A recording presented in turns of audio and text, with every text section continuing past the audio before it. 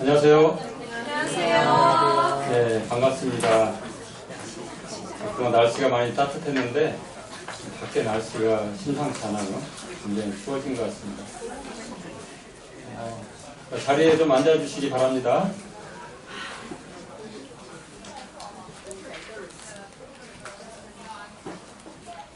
예. 오늘 이 시간에는 과학적 관점으로 본 진화론의 실체와 허구라는 주제로 한 시간 동안 여러분과 함께 나누고자 합니다. 좀 제목이 딱딱하죠? 또 제목이 좀 어렵죠? 이 실체와 허구, 없는 일을 사실처럼 꾸민 것이 있다는 것입니다. 진짜 모습이 있다는 거예요. 본 모습이 있는데 이것을 숨기기 위해서 가리고 있다는 것입니다. 가면을 쓰고 있다는 것이에요. 그래서 이 시간에 이 진화론의 실체를 우리가 알 수 있도록 그 가면을, 진화론의 가면을 한번 같이 벗겨보고자 합니다. 자, 떠날 준비가 됐습니까? 네. 여러분 포켓몬스터 혹시 모르는 분 있습니까? 있어요. 그러나 대부분의 우리 여기 학생들은 이 포켓몬스터를 알고 있을 거예요. 함께 울고 친구처럼 함께 자라온 그러한 아마 세대일 것입니다.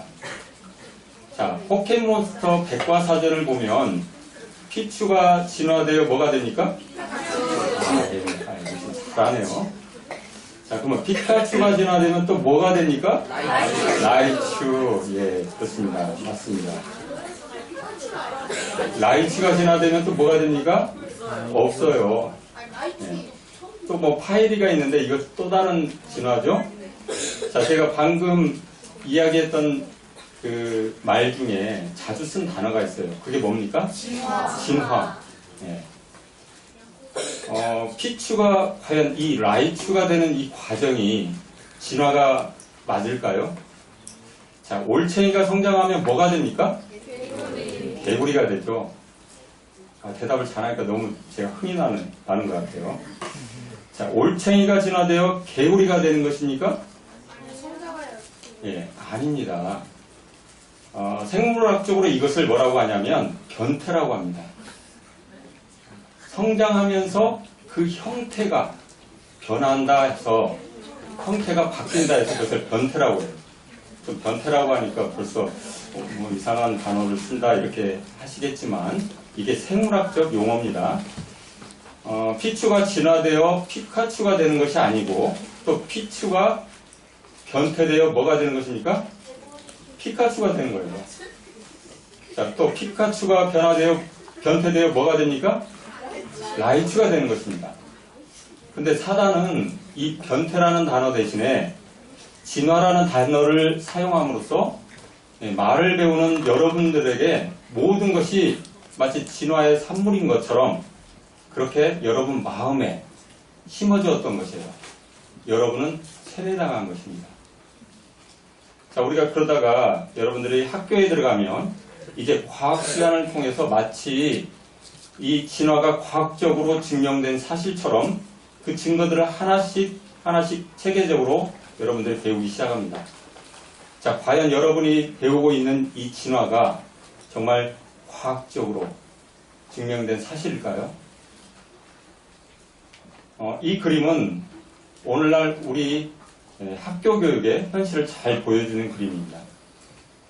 창조에 대해서는 듣지도 또 보지도 못하게 하고 있어요. 그리고 창조주에 대해서는 뭐 하지도 못하게 하고 있습니까?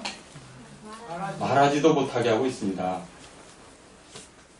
교사가 예수님을 믿는 사람일지라도 만약에 학생들에게 창조에 대해서 전하거나 또 이 창조주에 대해서 말하는 것을 알게 되면, 그 부모가 알게 되면 그 교사를 고발할 수 있어요.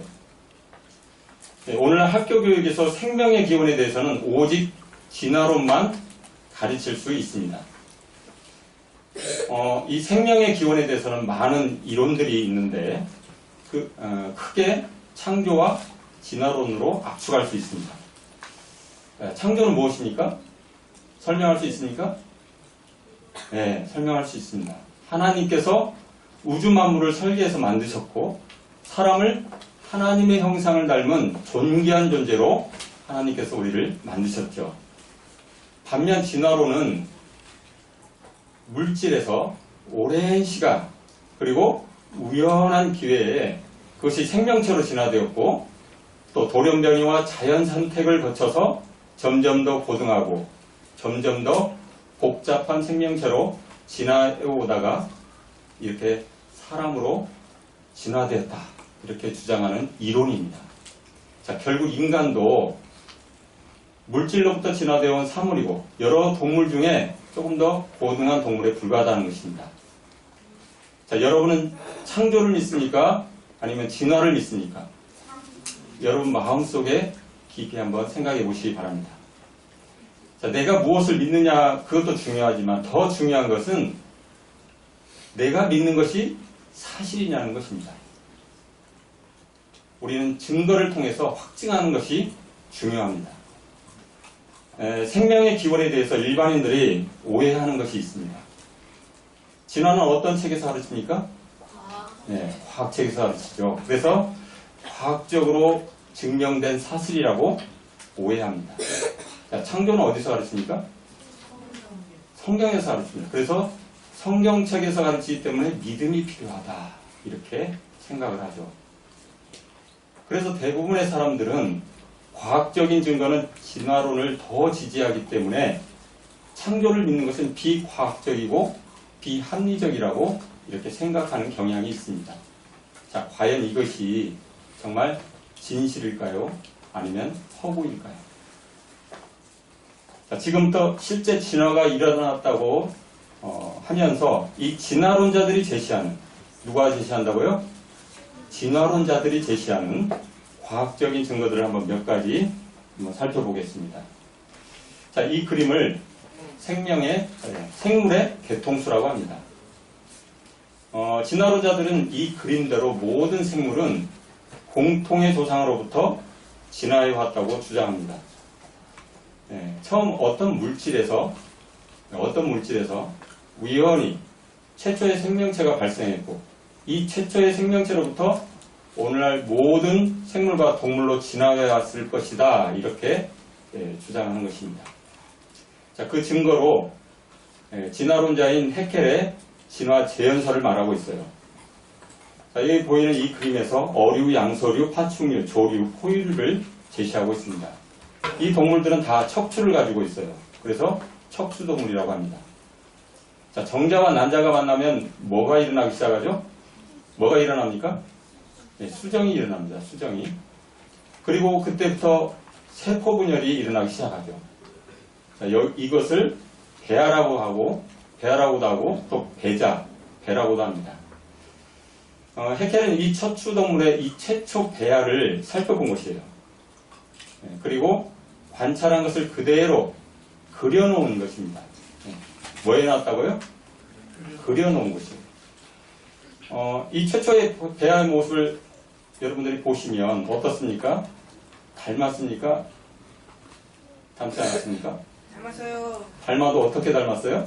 닮았어요. 네, 완전 빼닮았죠? 너무 닮았어요. 해켈은 자기가 관찰한 이것을 이렇게 기록하고 있습니다. 척추동물은 발생 초기의 과정이 매우 뭐하다고요? 네, 비슷하다. 그리고 이런 해석을 내려요. 자, 이와 같은 현상은 척추동물의 여러 종류가 어디에서 진화해 왔다고요? 공통의 조상에서 진화해 왔다는 것으로 해석된다. 자, 어떻습니까? 해켈이 내린 이 결론이 상식적입니까? 비상식적입니까? 아니죠. 굉장히 상식적인 결론이죠. 자, 예를 들면 여기 두 학생이 있어요. 근데 보니까 굉장히 많이 닮았어요, 서로. 자, 우리는 그럼 어떤 생각을 하죠? 이 두 학생은 한 부모로부터 태어난 형제 또 자매이거나 그것도 쌍둥이일 것이라 이렇게 우리는 생각을 하고 결론을 내리죠. 이 척추동물의 최초 배아의 모습이 너무 닮은 것을 보고 이들이 공통의 조상으로부터 진화해 왔다는 증거다 이렇게 해켈이 해석한 것입니다. 자, 여기서 끝나지 않습니다. 자, 사람의 배아 모양을 한번 잘 보시기 바랍니다. 자, 목에 뭐가 보입니까? 뭔가 좀 이렇게 주름 같은 것이 보입니까? 그래서 이 진화론자들은 이것을 가리켜서 아가미 활이라고 불렀습니다. 자, 아가미는 어느 동물이 가지고 있죠? 물고기들이 가지고 있습니다. 다시 말해서 이때는 단지 어류에 불과하다. 어류일 뿐이다. 이렇게 말하고 있습니다. 자, 그 다음 조금 더 성장해 보니까 뭐가 보입니까? 이제 꼬리 같은 것이 보여요. 원숭이 꼬리 같은 것이 보이죠? 그리고 더 성장하니까 이제 사람의 모양을 닮은 태아가 됩니다. 자, 그래서 해켈은 진화해온 모든 단계를 재현한 다음에 사람의 모습을 가지고 태어난다 해서 이것을 진화 재현설이라고 부른 것입니다. 자, 결국 이때는 뭐에 불과하다는 것입니까? 아가미가 있는 물고기다. 물고기에 불과하고, 또 이때는요, 꼬리가 있는 원숭이에 불과하고, 이때부터 비로소 사람이라고 할 수 있다. 이렇게 이야기한 것입니다. 자, 이 해켈의 배아 발생도는 유럽 법정에서 낙태를 합법화하는 증거로 사용되고 있어요. 해켈이 이렇게 말했습니다. 우리는 태아를 절제하는 것이 아니다. 단지 어류나 해파리를 제거하는 것이다. 이것들은 인간이 아니라 단순히 한 세포덩어리 뿐이다. 그래서 임신 7개월 이전에는 사람이 아니고 동물에 불과하므로 그때는 낙태해도 괜찮다. 이처럼 진화론은 과학의 영역에만 머무르는 것이 아니다. 인류의 이 도덕적인 부분까지도 심각한 영향을 주고 있습니다. 자, 그런데 1997년에 놀라운 일이 있었어요. 배아를 연구하는 학자들을 발생학자라고 합니다.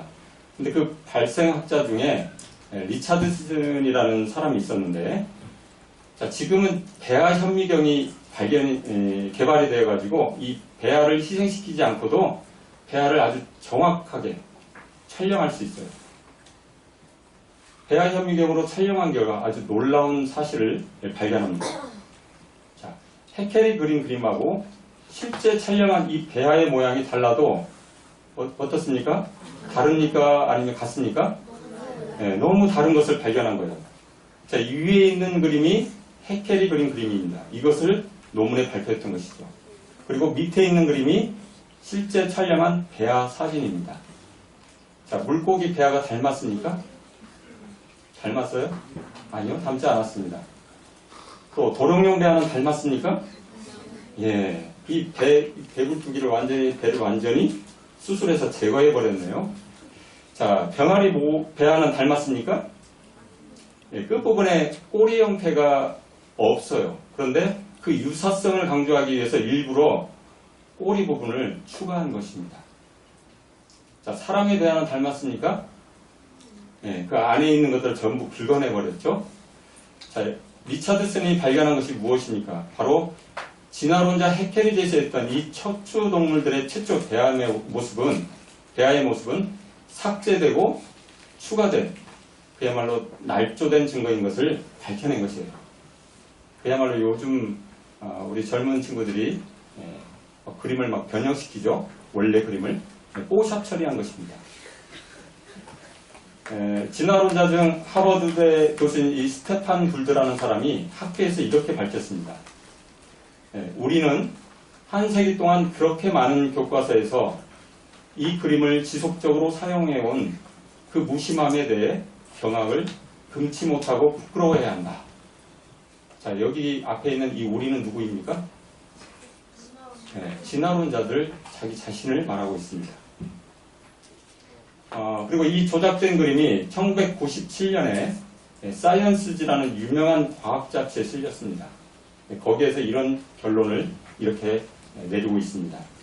자, 이것은 생물학에서 가장 유명한 사기로 판명될 것으로 보인다. 이렇게 밝히고 있습니다. 자, 이번엔 또 하나의 증거를 한번 살펴보겠습니다.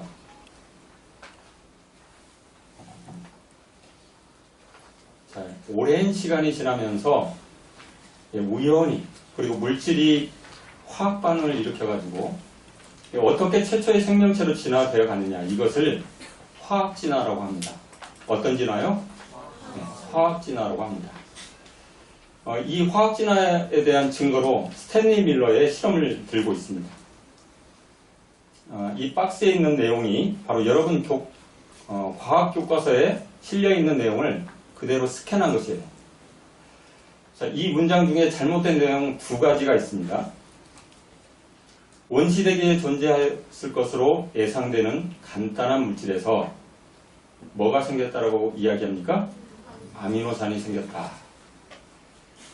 최초의 지구를 원시지구라고 합니다. 그리고 그 원시지구를 덮고 있는 대기를 원시대기라고 합니다. 밀러는 그 당시 과학자들이 원시대기를 구성했을 것이라고 생각했던 그 성분을 실험장치에 넣고 실험을 한 것입니다. 자, 그리고 연구를 해보니까 아미노산이라는 유기물질이 생성된 것이에요. 단백질이 생성되었습니까? 아니요. 단백질이 아니라 아미노산. 하나의 단백질이 되려면 아미노산 100개 이상이 질서정연하게 배열되어야 한 개의 단백질이 될 수 있습니다. 자, 그런데 여기 보면 DNA, RNA 등 핵상 성분이 만들어지는 것을 확인하였다. 완전히 거짓말을 하고 있습니다. 자, 여러분 과학 교과서에 실려있는 밀러의 실험 장치입니다. 밀러가 원시대기를 덮고 있었다고 생각했던 성분으로 어떤 성분을 집어넣었습니까? 메탄, 그리고 뭡니까? 수소, 또 암모니아. 이러한 가스를 넣고 실험을 한 것이죠. 그리고 이 실험 장치에 번개와 같은 그 현상을 일으키기 위해서 6일 동안 고전압을 방전시킵니다. 그런 후에 또 냉각을 시켜서 검출해 보니까 유기물인 아미노산이 생성된 것이에요. 자, 그리고 이런 상상을 하게 됩니다. 자, 이렇게 우연한 기회에 아미노산이라는 유기물이 생성되었다면 오랜 시간에 걸쳐서 아미노산들이 조립되어서 단백질이 될 수 있고 또 그것들이 조립되어서 DNA, RNA도 될 수 있고 또 이것이 최초의 생명체로 진화될 수도 있지 않겠는가 이렇게 과학적 상상의 날개를 펼친 것입니다. 실제 밀러는 1990년 이 셀이라고 하는 아주 유명한 과학 잡지에 이렇게 고백을 합니다. 내 실험은 어떤 실험이라고요? 잘못된 실험이다. 자, 그 내용은 이렇습니다. 원시지구의 대기를 정확히 반영한 것은 아니다. 여러 가지 제시되어 있으나 확실치 않다. 이렇게 분명하게 밝힌 것입니다. 그리고 과학자들이 더 연구를 해보니까 실제 대기는 밀러가 그 실험장치에 집어넣었던 가스가 아닌 질소, 이산화탄소, 그리고 수증기라는 것을 알게 되었어요. 자, 그렇게 되면 어떻게 됩니까? 과학적인 가정 자체가 완전히 바뀌어버린 것이에요. 자, 결국 밀러는 한 번도 원시대기를 구성하지 않은 엉뚱한 가스를 넣고 실험한 것입니다. 자, 출발부터가 잘못된 가정에서 시작됐다는 것이죠. 그러니 그 결과는 당연히 어떻게 되겠습니까? 잘못된 결론에 도달할 수밖에 없는 것이죠. 자, 그렇게 해서 아미노산을 얻은 것입니다. 자, 우리는 또 하나 생각해 볼 수 있어요. 자, 생명체가 살기 위해서 꼭 필요한 가스가 있습니다. 뭐죠? 네, 산소죠, 산소. 산소 없으면 우리 금방 죽습니다. 자, 그런데 이 실험장치에 이 산소가 있었습니까? 없었습니까? 네, 없었습니다. 자, 왜 산소를 뺐을까요? 밀러가 왜 여기 실험장치에 산소를 넣지 않았을까요? 자, 이 아미노산이 설령 만들어진다 할지라도 산소와 결합하게 되면 즉시 산화되어 없어져 버려요. 자, 그래서 산소가 있으면 이 실험 자체가 가능합니까? 불가능합니까? 불가능합니다. 그래서 일부러 이 실험 장치에 산소를 넣지 않은 것입니다.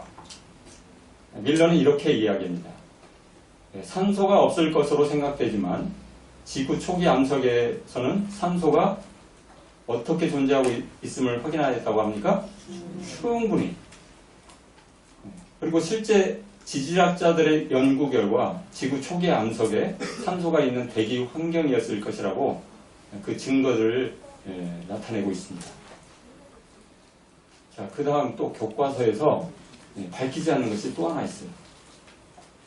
자, 아미노산은 크게 L형, 왼손형 아미노산과 D형, 오른손형 아미노산이 있습니다. 그런데 이 실제 생명체에는 오직 L형 아미노산만이 존재합니다. L형 아미노산이 있는데 D형 아미노산 한 분자만 들어가도 안 되는 거예요. 그런데 밀러의 실험에서 검출된 이 아미노산은 L형 아미노산과 D형 아미노산이 절반씩 포함되어 있었습니다. 자, 그러면 뭐가 만들어질 수 없습니까? 생명체를 이루는 단백질을 생성할 수가 없습니다. 불가능한 것입니다.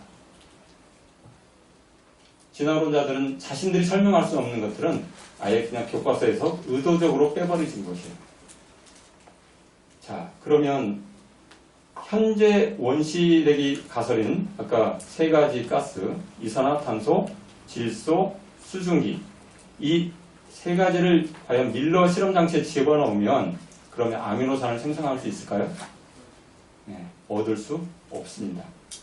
자, 그런데도 일부 과학교과서에서는 마치 유기분자들을 얻을 수 있다 이렇게 일말의 가능성을 이야기하고 있습니다. 자, 유기분자를 얻을 수 있다고 해도 그 유기분자가 또 무엇인지는 밝히지 않고 있어요. 자, 그 유기분자가 뭐냐면 바로 포름알데히드. 포름알데히드라고 하는 세계보건기구에서 일군 발암물질로 지정한 독극물입니다. 자, 여러분들 새 아파트에 들어가면 어떤 냄새가 나죠? 좀 매캐한 뭔가 그런 냄새가 나면서 여러분의 눈이나 목이 어떤 상태가 됩니까? 굉장히 따갑죠. 이 포름알데히드는 이 새집증후군과 또 아토피성 피부염을 일으키는 독극물이에요. 자, 이 독극물에서 과연 생명체가 탄생할 수 있을까요? 그럼 불가능합니다. 자, 우리 한번 생각을 정리해 보겠습니다. 자, 과연 밀러의 실험이 원시대기를 그대로 재현했습니까? 아니죠. 한 번도 원시대기를 구성하고 있지 않는 엉뚱한 가스를 넣고 실험을 한 것입니다. 생성된 아미노산은 생명체를 구성하는 아미노산이었습니까? 네, 아닙니다. 단백질을 생산할 수 없는 L형 그리고 D형 아미노산이 절반씩 포함되어 있었죠. 자, 현재 받아들여지는 이 원시대기로 실험하면 아미노산을 얻을 수 있습니까? 네, 아닙니다. 포름알데히드라는 독극물이 나왔죠. 자, 그런데도 과학교과서에서는 이렇게 말하고 있습니다. 자, 밀러는 암모니아와 메탄 등 원시대기의 성분에서 아미노산과 같은 유기물, 즉 생명체의 구성물질이 합성될 수 있다는 것을 실험적으로 입증하였다. 이렇게 거짓말을 하고 있는 것입니다. 자, 그러면 왜 밀러가 아까 앞에 슬라이드에서 보았던 이 96년에 셀이라고 하는 그 과학 잡지에 밀러 스스로가 자기 실험이 잘못되었다고 자수할 수밖에 없었을까요? 1993년에 타임지에서 생명이 어떻게 시작됐는가를 주제로 다루었습니다. 그때 타임지에서 여러 과학자들을 취재한 결과 두 가지 결론을 내립니다. 첫 번째, 지구상의 대기가 메탄, 암모니아, 수소로 덮인 적이 있다 없다? 없었다. 자, 두 번째, 밀러의 실험에서 얻어진 아미노산으로 생명체가 만들어질 수 있다 없다? 없다. 이렇게 분명하게 밝힌 것입니다. 그리고 1년 뒤에 1994년에는 스페인에서 생명의 기술 학술대회가 있었는데 그때 생화학자들이 모여서 내린 결론이 이렇습니다. 밀러가 실험한 대기는 원시지구를 덮은 적이 없으며 이 실험은 잘못된 학설이라고 공식 선언한 것입니다. 그리고 이 밀러의 실험은 폐기 처분되었습니다. 이처럼 다른 과학자들로부터 계속 공격이 들어오니까 그래서 밀러는 96년에 셀이라는 그 과학 잡지에서 자기 실험이 잘못되었다 이렇게 스스로 자수한 것입니다. 자, 오늘날 진화론자들의 큰 딜레마가 있습니다. 진화 생물학자인 피글리치 교수는 이렇게 말합니다. 지구에서 생물이 어떻게 자연적인 방법으로 생겼는지에 대해서 단서가 전혀 없다는 것은 틀림없는 사실이다. 이렇게 밝혔습니다. 자, 여러분에게 질문합니다. 자, 그런데도 왜 여전히 우리 교과서에 이 밀러의 실험이 마치 과학적으로 증명된 사실처럼 계속 실리고 있을까? 실리고 있을까요? 과학 교과서를 집필하는 교수들이 이 밀러의 실험 장치가 폐기된 것을 모르고 있었을까요? 아니요. 네, 모르지 않았습니다. 지금도 전 세계 생화학 교실에서 이 생명의 기원에 대해 이 비밀을 밝히기 위해서 수많은 실험이 일어나고 있습니다. 그러나 이 밀러의 실험이 만약에 이 잘못된 가정에 의해서 잘못된 결론을 내린 잘못된 실험인 것으로 알고 이것이 폐기된다면 이 밀러의 실험을 과학 교과서에 빼버리게 되면 물질에서 생명체로 진화된다는 화학 진화를 설명할 수 있는 증거가 하나도 없게 되고요. 자, 그렇게 되면 진화론은 어떻게 됩니까?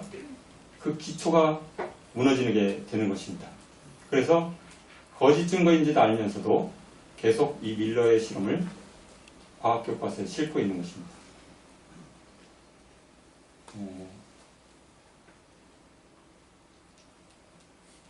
지금까지 진화론에 관련된 과학적 증거 두 가지를 살펴봤습니다. 첫 번째, 해켈에 대하 발송되는 어떤 증거였습니까? 그것은 조작된 증거였습니다. 그리고 두 번째, 밀러의 실험은 어떤 실험이었습니까? 잘못된 가정에 의해서 잘못된 결론을 도출한 폐기된 증거였습니다. 자, 그런데도 진화론자들 지금도 이것들을 진화가 마치 실제로 일어났다고 하는 과학적인 증거로 가르치고 제시하고 있는 것입니다.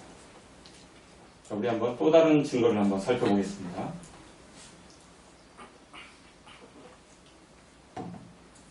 이 진화론을 만든 찰스 다윈이 그가 쓴 종의 기원을 보면 만일 나의 이론, 점진적인 변화에 의한 진화가 사실이라면 수많은 뭐가 반드시 존재할 것이다 라고 말하고 있습니까? 중간 단계의 변이종이 반드시 존재할 것이다. 이렇게 말하고 있습니다. 즉, 열등한 종에서 조금씩 점진적인 변화가 되어서 더 고등한 종으로 진화되어 갔다면 그 중간에 수많은 점진적인 변화를 이루는 변이종들이 있다는 것입니다. 자, 예를 들어서 쥐와 박쥐를 한번 보겠습니다. 다윈의 논리로 보면 이 작고 나약한 이 쥐가 천적으로부터 살아남기 위해서 하늘을 나는 박쥐로 진화되어 간다면 자, 이 진화가 한 번에 일어날 수 있을까요? 다윈의 논리대로 아마 셀 수 없이 많은 변화들이 일어날 것이고 그것이 오랜 시간 동안 진행될 것입니다. 자, 그러면 이 쥐와 박쥐 사이에는 무엇이 있어야 합니까? 쥐도 아니고 박쥐도 아닌 애매한 모습의 중간 단계 변이종들이 아마 셀 수 없을 정도로 많이 있어야 합니다. 그리고 그것이 뭘로 발견되어야 할까요? 화석으로 발견되어야 할 것입니다. 찰스 다윈은 한 종에서 다른 종으로 진화해가는 중간 단계 화석이 존재한다면 진화가 실제로 일어났다는 확실한 증거다 이렇게 말한 것이죠. 이것을 바꾸어 말하면 만약 중간 단계 화석이 없다면 어떻게 될까요? 이 진화론은 거짓이 되는 것입니다. 그리고 하나님께서 그 종류대로 창조하셨다는 성경 말씀이 진리가 되는 것입니다. 즉 중간 단계 화석이 있다면 진화론이 맞는 것이고 중간 단계 화석이 없다면 성경이 맞는 것이죠. 이 과학 교과서에서 남아있는 중간 단계 화석으로 희조새가 있습니다. 먼저 우리가 이 중간 단계 화석에 대해서 크게 오해하는 것이 있는데, 중간 단계 화석이 정말 엄청나게 많아요. 천지에 널려 있어요. 자, 그런데 교과서 지면에 한계가 있으니까 다 실을 수 없잖아요, 그것을. 그래서 어쩔 수 없이 그 중에 몇 개만 실린 것이라고 오해할 수 있습니다. 과연 그럴까요? 지금까지 진화론자들에 의해서 수많은 중간 단계 화석이 발표되었습니다. 근데 그것을 조금 더 연구해 보면 중간 단계 화석이 아니라는 것이 또 밝혀지게 돼요. 그래서 그것을 폐기합니다. 또 연구해 보니까 이게 중간 단계 화석이다. 또 발표하고 또 조금 더 연구해 보니까 아닌 것이 확인되고 그래서 또 폐기합니다. 자, 이렇게 중간 단계 화석의 역사는 폐기의 역사입니다. 자, 그나마 남아있는 것이 바로 이 시조새 화석입니다. 근데 이 시조새 화석도 문제가 많아요. 고등학교 과학책에 이렇게 말하고 있습니다. 한편 생물체가 진화되어 왔다면 과거 멸종된 종과 현존하는 종 사이를 연결하는 중간 단계의 화석이 있을 것이다. 시조새 화석의 경우 조리처럼 날개, 깃털이 있다. 그런데 놀라운 것은 파충류처럼 공룡처럼 부리에 이빨이 있다. 그리고 발톱이 있고 꼬리뼈가 있다. 시조새는 새의 특징도 가지고 있고 공룡의 특징도 같이 가지고 있다. 따라서 시조새는 파충류와 조류를 연결해주는 중간 단계 화석으로 생물의 진화를 보여주는 어떤 예라고요? 대표적인 예이다. 이렇게 말하고 있습니다. 자, 그래서 공룡에서 새로 가는 가장 앞쪽에 있는 새, 그래서 시조새라고 부른 것입니다. 자, 그러면 이 날개와 깃털이 있는 이 시조새, 잘 나는 새였을까요? 잘 못 나는 새였을까요? 진화론자들은 잘 날지 못하는 새로 이 새를 설명하고 있습니다. 자, 그런데 1979년에 진화론자인 알렌 페두시아라는 조류학자가 새를 연구하면서 새로운 사실을 알게 되었습니다. 자, 여기 깃대가 있는데 그 깃대를 중심으로 좌우 길이가 다른 이 비대칭적인 깃털을 가지고 있어야만 공기역학적으로 뜰 수 있다는 것이에요. 다시 말해서 비대칭적인 깃털을 가지고 있는 새들은 잘 나는 새라는 것입니다. 그리고 깃대를 중심으로 해가지고 좌우 길이가 같은 대칭적인 깃털을 가진 새들은 잘 날지 못하는 새라는 것입니다. 자, 그래서 지금은 이 새가 잘 나는 새인지 아니면 잘 날지 못하는 새인지 깃털만 보면 금세 알 수 있습니다. 여기 시조새의 깃털 사진을 보면 가운데 깃대가 있습니다. 그리고 깃털의 길이가 좌우 대칭입니까? 아니면 비대칭입니까? 예, 비대칭적인 깃털을 가지고 있습니다. 자, 그렇다면 진화론자들이 잘 날지 못하는 새라고 이야기했던 이 시조새, 잘 나는 새입니까? 못 나는 새입니까? 완벽하게 잘 나는 새입니다. 그래서 알렌 페두시아가 이렇게 얘기합니다. 파충류에서 조류까지 진화를 보여주는 화석은 전혀 있다 없다. 없다. 시조새는 중간 단계가 아니라 완전한 뭐라고요? 새다. 자, 그런데 성경에 깜짝 놀랄 만한 말씀이 있습니다. 자, 우리 하나님이 요백에 질문한 말씀인데 39장 13절을 한번 같이 읽어보겠습니다. 시작. 타조는 즐거이 날개를 치나 하게 깃털과 날개 같겠느냐. 자, 같다는 것입니까? 다르다는 것입니까? 다르다는 것입니다. 자, 여기 타조는 어떤 깃털입니까? 대칭적인 깃털입니까? 비대칭적인 깃털입니까? 네, 완전한 대칭을 이루고 있죠. 자, 하계 깃털은요, 네, 서로 길이가 같지 않은 비대칭적인 깃털을 가지고 있습니다. 자, 그러면 타조는 잘 나는 새일까요? 못 나는 새일까요? 네, 못 나는 새입니다. 못 나는 새가 아니라 날지 못하죠. 같은 말인가요? 네, 같은 말이에요. 자, 날지 못하지만 타조에게는 특별한 능력이 있어요. 어떤 능력이 있습니까? 엄청나게 빨리 달리는데 시속 70km로 달릴 수 있도록 누가 설계하셨습니까? 하나님께서 설계해서 만든 것이죠. 자, 날지 못하는 타조의 깃털과 잘 날지 못하는 타조의 깃털과 잘 나는 이 학의 깃털이 다르다고 욥기서에서 말씀하는 것입니다. 자, 이것을 과학자들은 불과 45년 전에 알게 되었는데 하나님은 3,500년 전에 욥기서에서 이 사실을 아주 정확하게 기록해 놓으신 것입니다. 1984년에 국제 시조새 회의가 있었습니다. 그 당시 시조새 전문가들이 어떤 결론을 내렸는지 이 논문에서 말해주고 있습니다. 시조새는 날 수 있는 새의 일종이었으며 근대 새의 조상과 직접적인 관련이 없었다. 자, 결국 이 회의에서 최종적으로 내린 결론은 무엇입니까? 바로 시조새는 중간 단계 화석이 기다 아니다? 아니다. 진화의 증거가 기다 아니다? 아니다. 이렇게 결정한 것입니다. 2012년에 우리나라 9시 뉴스에 2번이나 나왔던 아주 특별한 사건이 있었습니다. 과학자 131명이 과학책에 실린 시조새 내용이 틀렸다.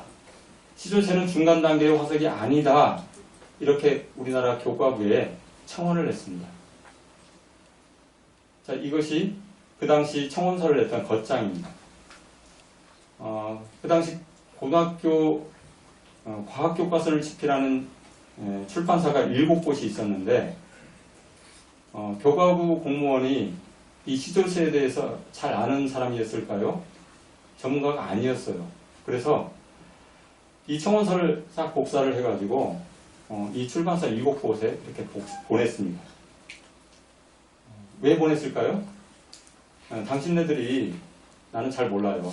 모르니까 당신네들이 이 청원 한번 읽어보고 당신들이 전문가니까 한번 검토해서 그 의견을 답변해 달라고 보낸 것입니다. 자, 그렇게 해서 집필진들이 답변해 온 것을 그대로 정리해서 보내준 것인데 교학사에서는 이렇게 밝히고 있습니다. 학술적으로 논란이 있다는 점을 사전에 인지했다. 학술적으로 논란이 있다는 점을 사전에 인지했다. 무슨 말입니까? 시조새가 중간 단계 화석이 아니라는 것을 알았다는 것입니까? 예, 알았다는 거예요. 이미 알았다는 것입니다. 그래서 그 내용을 서술하지는 않았는데 달리 방법이 없어서 시조새 그림만 집어넣은 것이다. 이렇게 답변해 왔습니다. 그런데 과학교과서에 시조새 그림을 넣으면 우리 학생들은 뭐라고 오해할 수 있습니까? 아, 이 시조새가 중간 단계 화석이구나 이렇게 오해할 수 있겠죠.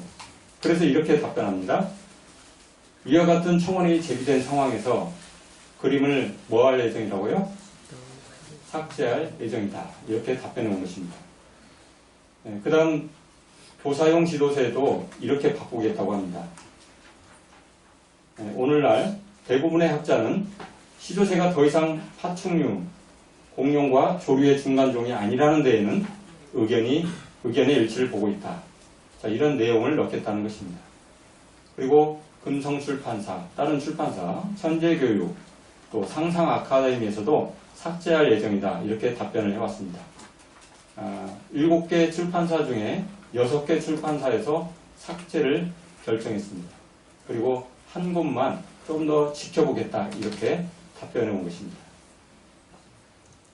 자, 무슨 말입니까?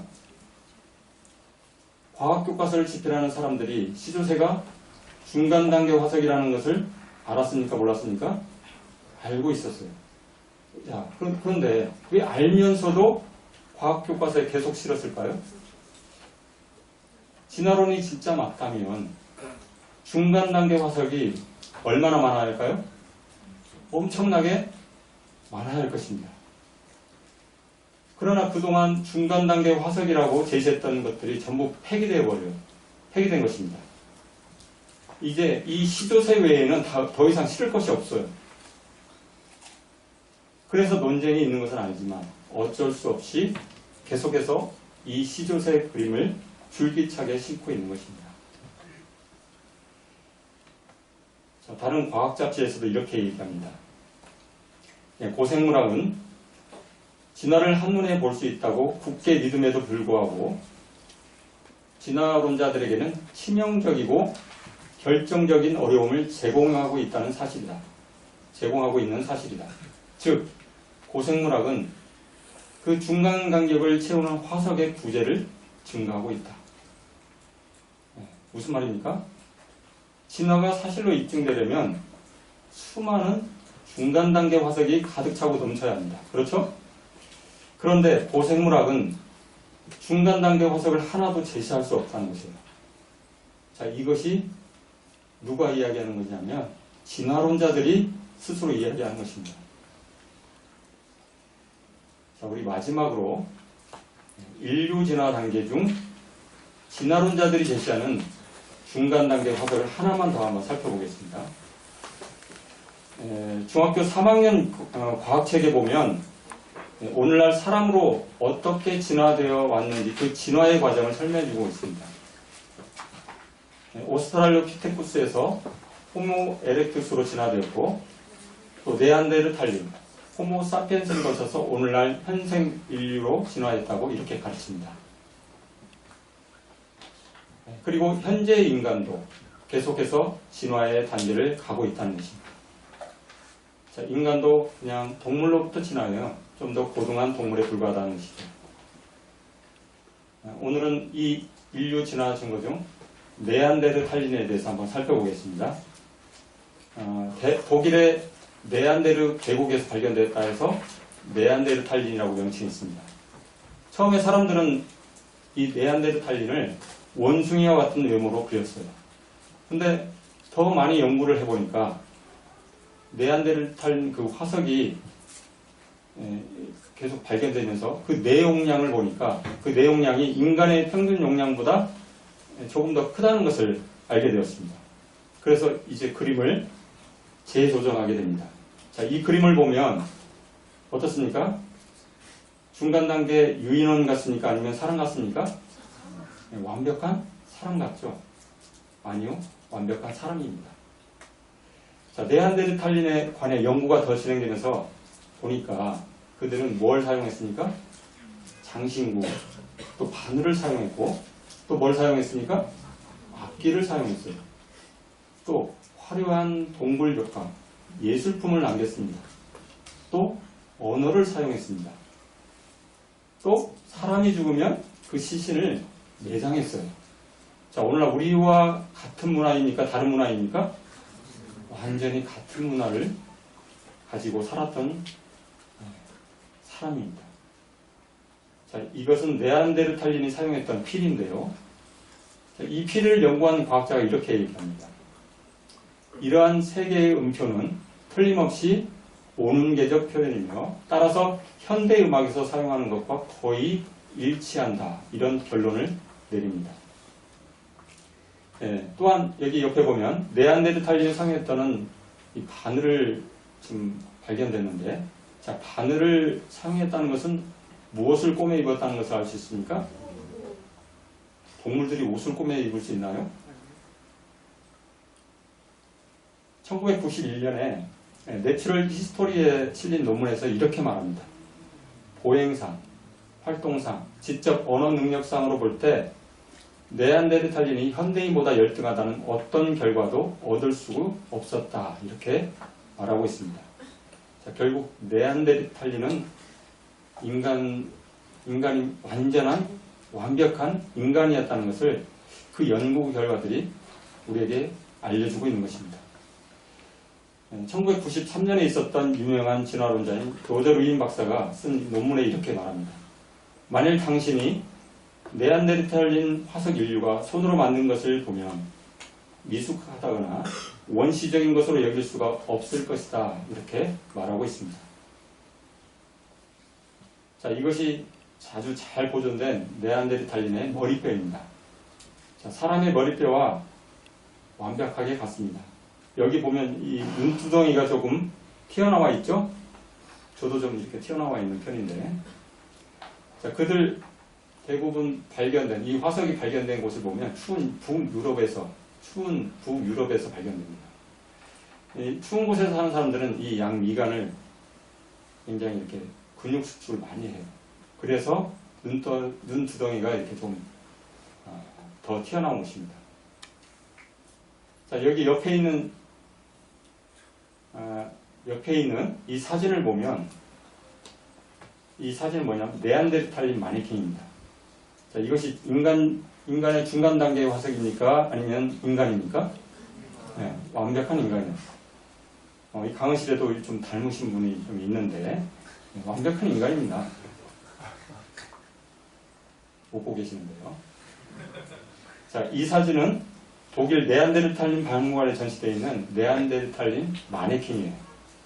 중간 단계 화석입니까? 아니면 완벽한 인간입니까?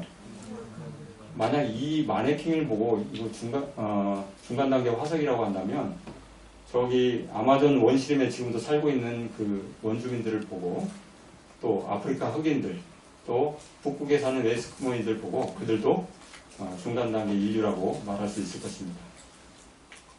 이들의 생김새 또 이들의 지성 그들이 행한 문화를 보게 되면 오늘날 우리 인간 문화와 완벽하게 동일한 것을 우리는 알 수 있어요. 2019년 지질학자이며 법학자인 캐시 루스킨이라는 진화론자는 이렇게 얘기합니다. 진화론자들은 화석 기록이 유인원에서 인간이 진화했다는 것을 보여준다는 데는 논쟁의 여지가 없다고 주장한다. 그러나 이런 진화론자의 관점은 사실 화석 증거에 의해 뒷받침되지 않는다. 화석 기록으로 나타나는 인간의 출현은 결코 점진적인 진화의 과정을 보여주지 않는다. 예. 무슨 말입니까? 중간 단계가 있다는 것입니까? 없다는 것입니까? 없다는 것입니다. 자, 그렇다면 다윈의 진화론은 뭐가 됩니까? 거짓이 됩니까? 맞습니다. 거짓입니다. 실체가 없는 허구가 되는 것입니다. 자, 여러분에게 질문합니다. 자, 여러분은 하나님을 믿습니까? 왜 하나님을 믿습니까? 여러분의 부모님들이 믿으니까 나도 믿어야 하지 않는가? 그래서 믿습니까? 왜 하나님을 믿어야 할까요? 우리 에베소서 1장 13절 한번 같이 읽어보겠습니다. 시작. 그 안에서 너희도 진리의 말씀을 곧 너희의 구원의 복음을 듣고 그 안에서 또한 믿어 약속의 성령으로 인치심을 받았으니 여러분의 구원으로 인도하는 이 복음, 이 하나님의 복음이 무슨 말씀이기 때문이라고요? 거짓이 없는 진리의 말씀이기 때문입니다. 이 성경이 바로 창조주 하나님께서 우리에게 계시한 말씀이기 때문입니다. 성경은 거짓이 없는 사실이기 때문이에요. 자, 진화론이 사실이라면 죽음 뒤에 여러분은 어떻게 될까요? 그냥 물질로부터 왔기 때문에 다시 물질로 한 줌의 흙으로 돌아가 끝나버릴 것입니다. 자, 그러나 성경이 사실이라면 이것은 굉장히 중요한 문제가 됩니다. 성경은 사람이 죽음으로 끝나는 것이 아니라 부활이 있다고 우리에게 분명하게 말씀하고 있습니다. 자, 여러분의 영원한 삶을 가르는 하나님의 준엄한 심판이 기다리고 있다는 거예요.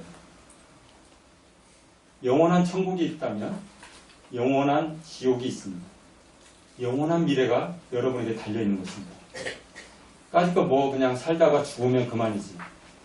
이렇게 가볍게 생각할 문제가 아니라는 것입니다. 성경이 사실이라면 이건 보통 문제가 아니에요.